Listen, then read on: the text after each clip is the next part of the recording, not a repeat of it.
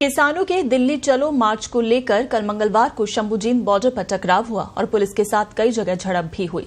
वहीं आंदोलनकारी किसान दिल्ली की ओर आज फिर बढ़ेंगे। प्रदर्शनकारी किसानों के रुख को देखते हुए दिल्ली, हरियाणा और चंडीगढ़ के बॉर्डर मंगलवार सुबह से ही सील कर दिए गए थे। वहीं अब सुरक्षा को और ज्यादा बढ़ा दिया गया है। हरियाणा के पंजाब से जुड़े शंभू, ट्यूकर, चीका, दाता सिंह वाला, खनौरी, डबवाली, कालावाली, रोड़ी, रतिया, जाखल और टोहाना बॉर्डर पर आवाजाही पूरी तरह से बंद कर दी गई है।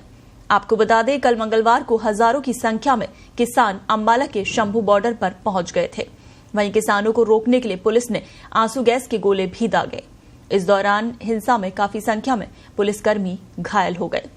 वहीं आज भी दिल्ली के सिंधु बॉर्डर से लेकर गाजीपुर बॉर्डर तक कड़ी नाकाबंदी कर दी गई है।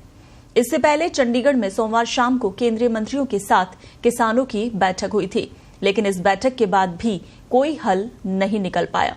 किसान मजदूर संघर्ष कमेटी के महासचिव सरवन सिंह पंडेर ने कहा कि सरकार सिर्फ आंदोलन को टालना चाहती है। बातचीत के लिए तो उनके दरवाजे आगे भी खुले रहेंगे। सरकार चाहे तो कभी भी एमएसपी कानून और अन्य मांगों की घोषणा कर सकती है।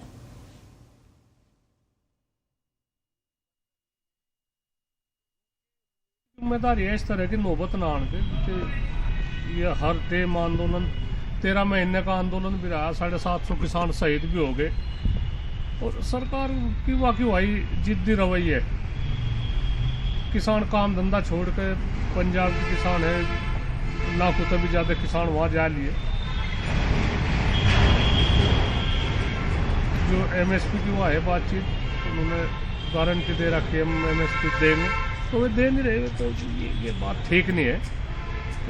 जब बाबा जी मोदी जी ने बोल दिया था कि एमएसपी, वहाँ का उन्होंने बयान भी दिया था कि हम एमएसपी देंगे, फिर किसान क्यों आंदोलन कर रहे हैं? नहीं, फिर इतने दिन हो लिए, क्यों नहीं दिया? क्यों नहीं दिया? क्या ऐसी बात है? अलग अलग स्टेटों की अलग अलग दिक्कत है, हम यह नहीं कहते।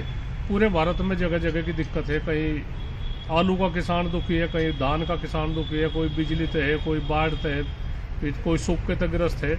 तो जिम्मेदारी तो है इनकी, जो जिम्मेदार है, जो देश के प्रधानमंत्री है, उनकी जिम्मेदारी है समस्या सुननी, और जनता की भी जिम्मेदारी है। जनता भी बिना मतलब की बात को तो उठावा ना, और जो बात उठने लायक है, जो बात है, जो वाकई समस्या है, उनका वो करे। हम किसान हैं, किसान की कोई पार्टी नहीं होती, कोई मजहब नहीं होता। किसानों की बात सुननी चाहिए। कृषि प्रधान देश है, तो इसमें इनकी बात, यही बात हम तो यही कहे प्रधानमंत्री जी को, भाई ये समस्या इतनी खड़ी कर दी इन्होंने। अगर सूझबूझ का काम नहीं तो ऐसी नहीं कुछ बात है, बहुत समस्याओं का समाधान हो सके। पर ये तो एक वही है, जने एक तानाशाही रवैयत है। देखिए, पहले दिन से ही मोदी सरकार ने कृषि क्षेत्र के बढ़ावे के लिए और किसान के कल्याण के लिए बहुत सारे कार्य किए, और जब किसानों ने मांग भी रखी तब हमने चर्चा के लिए एकदम से सहमति जताई। इस बार भी हमारे केंद्रीय मंत्री कल भी चंडीगढ़ गए थे, कई घंटे तक वार्ता भी की, और जब किसान उठकर चल पड़े किसान नेता, तब भी हमने कहा कि बैठिए, चर्चा को जारी रखें। लेकिन वो चले गए। हमारे नेता कहते रहे, मंत्री कहते रहे कि कृपया बैठिए, चर्चा जारी रखिए। अब आप कहते हैं कि चर्चा को ज़्यादा समय क्यों लग रहा है? मैं इसमें इतना ही कहूँगा, जब नए मुद्दे जुड़ते जाएंगे तो समय थोड़ा और लगेगा।